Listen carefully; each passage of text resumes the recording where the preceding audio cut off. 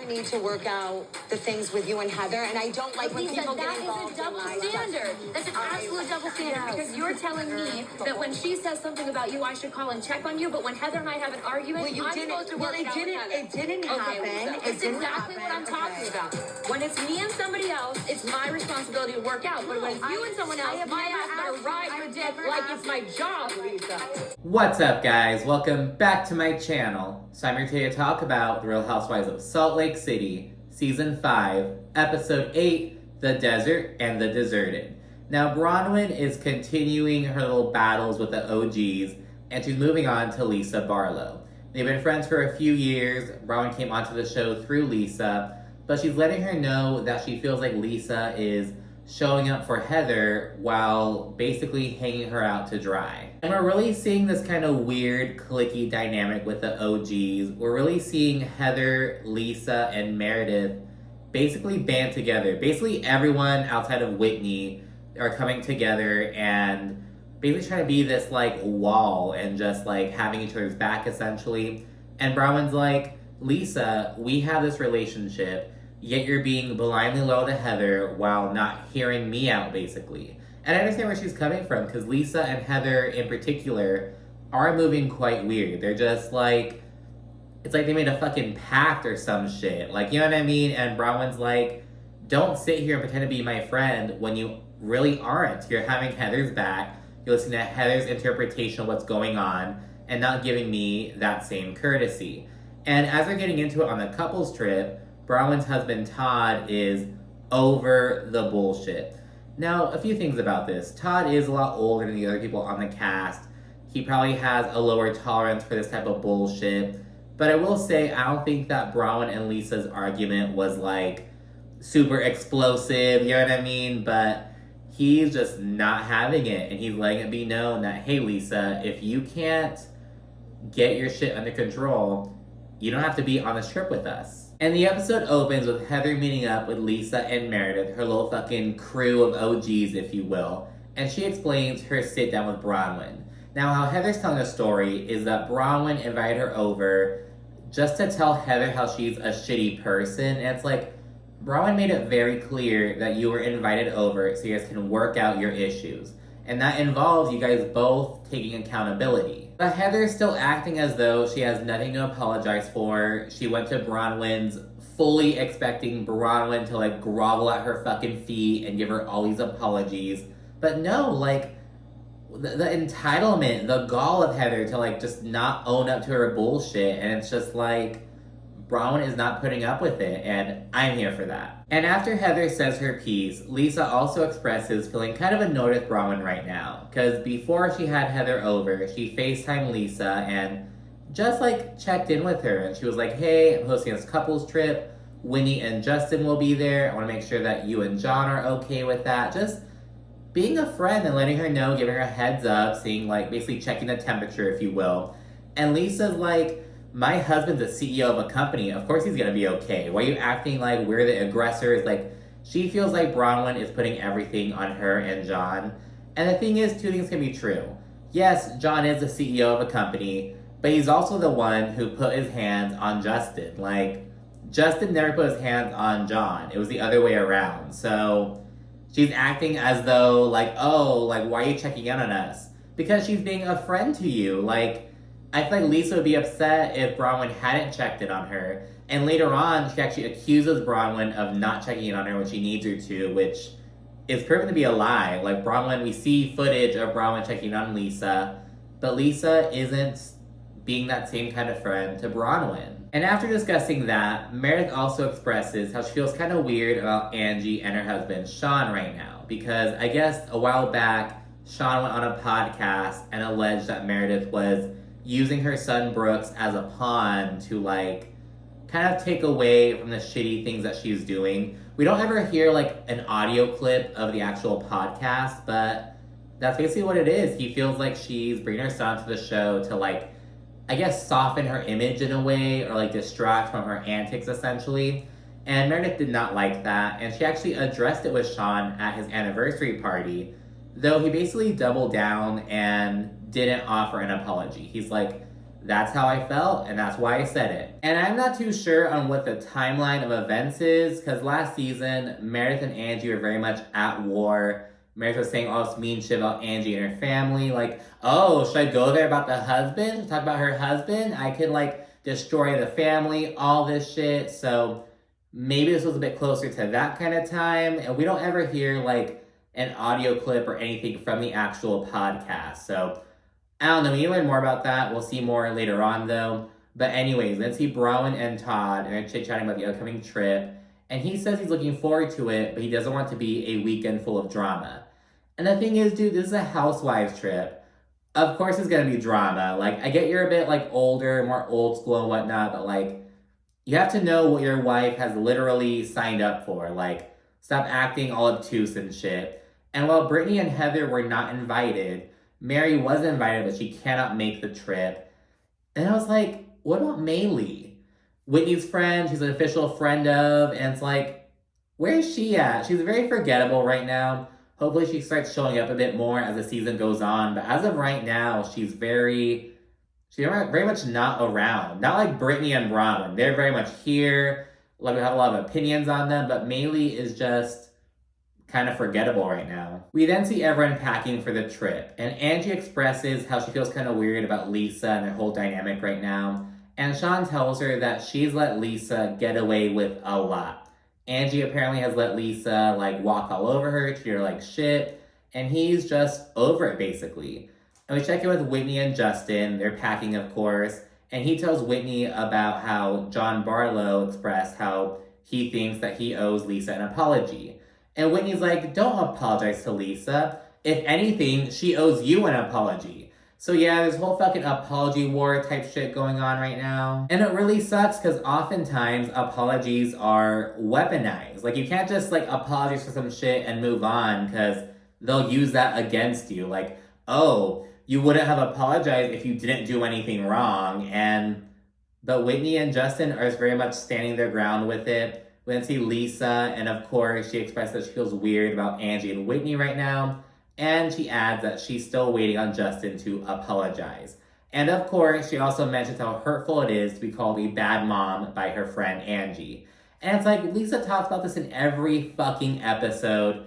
And Angie didn't call Lisa a bad mom. Like, Heather just fucking added some extra sauce onto that bullshit. She has Lisa, like, reeling off of it. Lisa said that's the most hurtful thing you could say to her. And she adds that, like, she doesn't really second guess herself a whole lot. But when it comes to her parenting, she's like, oh, do I need to, like, show up more for Henry? Do I need to, like, should I have done this differently? So she just mentions how hurtful it was to hear that, basically. Having a friend call me a bad mom magnifies everything, like, a million times more. Like, I think it's the meanest thing you can say to me. All the couples then meet up and take a private jet over to Palm Springs. And upon landing, Lisa talks to Meredith and their husbands about how things are weird between Whitney, Angie, and their husbands right now. Lisa feels very uncomfortable, and she's just really not feeling this trip. And you can just really tell by how she acts later on. She just doesn't want to be there, basically. Meanwhile, Bronwyn opens up to Whitney and Angie about how during their flight, she attempted to open up to Lisa and Meredith about her situation with Heather. Though she feels like they're very much on Heather's side and didn't want to hear her out. Because like I said earlier, Heather, Meredith, and Lisa very much have this kind of weird, cliquey pact kind of going on. And they're just not open to hearing any other perspectives from anyone else, including their fellow OG Whitney. And in her confessional, Lisa explains that she thinks that Bronwyn and Heather are 180 from each other.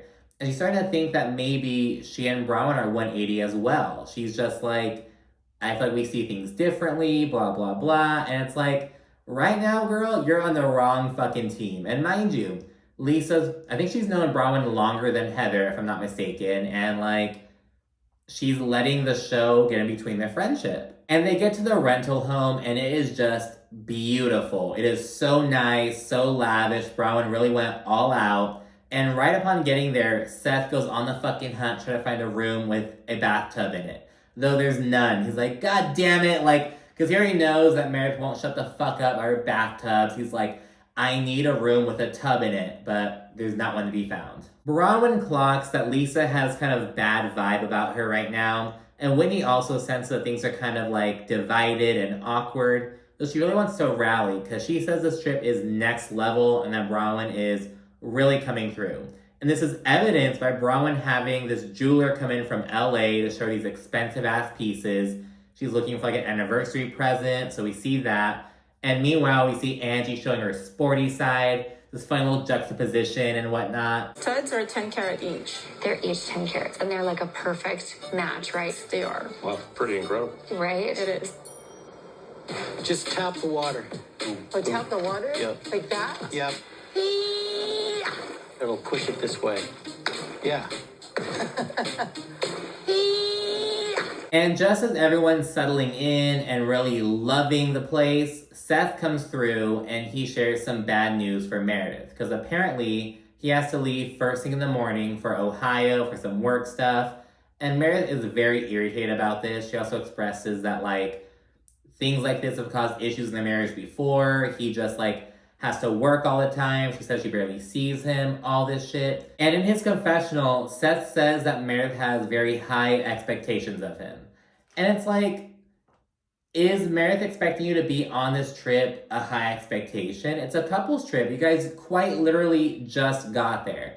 But I get it, you know, he's like, it's for work.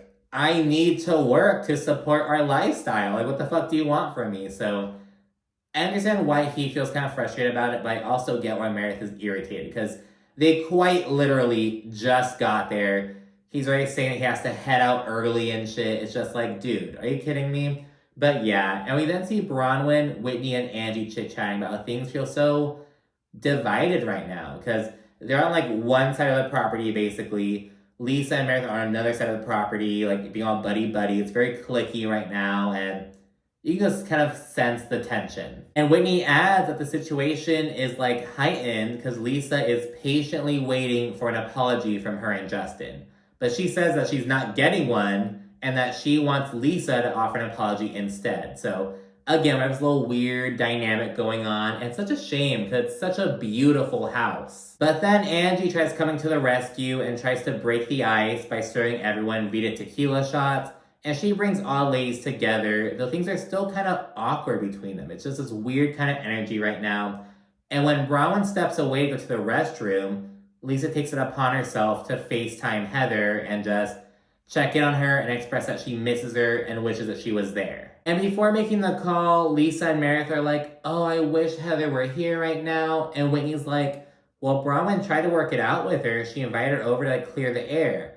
Though Lisa and Meredith say that things are more complicated than that. Like, really? Like what makes you say that? Heather fucking playing the victim and like twisting shit? Like, because again, they aren't hearing Bronwyn out. They aren't being the same friend to Bronwyn as they are being to Heather. And during the call, Angie side-eyes the fuck out of Lisa. Because she's like, if anyone were to make a call to Lisa's mortal enemy on a trip that she's hosting, she would be super upset about that. She'd get all flippant, like, Lisa would not like that. Yet Lisa's initiating the same kind of behavior on Bronwyn's trip. And Bronwyn returns mid-call. And right after they hang up, she expresses how weird it is that she decided to call Heather as soon as she walked away on her own trip. And Bronwyn and Lisa go head-to-head, with the central issue being that Bronwyn feels like Lisa isn't showing up for her in the same way as she's showing up for Heather. Which I think is very justified by how we're seeing Lisa and Heather move this season. What did I Okay, so here's the thing is you don't have to defend me. No, but when you don't defend me and then you tell me this is Heather's feeling, and then the second I have to take a leak, you call Heather?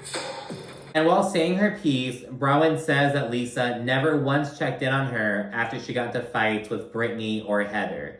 And Lisa responds by saying, oh, we didn't check it on me after my situation with Whitney. So we see a clip that shows it's just a blatant lie. And Bronwyn feels like Heather can tell Lisa and Meredith all about how she feels, but she cannot do the same. She's like, you guys won't give me the chance to say my side of the story. You're running with what Heather says and treating it like gospel. And Lisa's like, look, you're my friend. I appreciate you. I'm just hearing my other friend out. It's not that deep. I don't want to be involved in your drama. But Bronwyn's like, no, Lisa, you very much are involved in this situation. And when Lisa says that she wants them to just work it out, Bronwyn's like, so when I have an issue with someone, you tell me to work it out with them. But if you have an issue, you expect me to like be a ride or die, to ride your dick like there's no fucking tomorrow. Like, again, she feels like Lisa isn't being the friend that she expects Bronwyn to be. And that Bronwyn has been to Lisa. Bronwyn has defended Lisa when Whitney and Andrew talking about her. She defended Lisa. Like, she didn't let them sway her. But she feels like Lisa is letting Heather get in her ear and change their friendship. And at that point, Bronwyn storms off and Whitney goes after her. And while inside, Bronwyn further discusses her issue with Lisa. Not only is Lisa blind loyal to Heather, even to my face when Heather is not in the room, but Lisa is a big part of some stuff that's going on with my family right now. She knows things are hard for me. She has not checked in on me. And then the second I say, maybe not you're being a bad friend. I didn't even say that. I just said, you're not being the friend I am to you. She says, well, you didn't check on me. Absolute bullshit. I did all of the things Lisa wants me to have done, but Lisa hasn't done any of that. She has not done it for you. We then see Big Daddy Todd come in and he expresses that he is over the bullshit already. He's like, you know, I told you I'm not gonna deal with this bullshit. We've been here for 3 hours and I'm already over this whole weekend. And he says that if Lisa and John can't get their shit together, they can just go back home. He's like, we'll give them some money, we'll pay a car service, we'll pay for their flight home. They don't have to be here though. And he then goes outside, talks to John Barlow and tells him, hey, if you guys can't get your shit together, if Lisa cannot stop, you guys have to leave. And John then goes, slithers over to Lisa and relays this information, and the episode ends before we see her response. Though she doesn't leave right away, so I guess Lisa's agreeing to like reel it back in, though some more drama's gonna bubble up later on. I'm not super sure, but yeah, that's it for this episode. So what do you think in the comment section? Make sure to like, subscribe, and of course, stay tuned for more. Thank you for watching. Bye.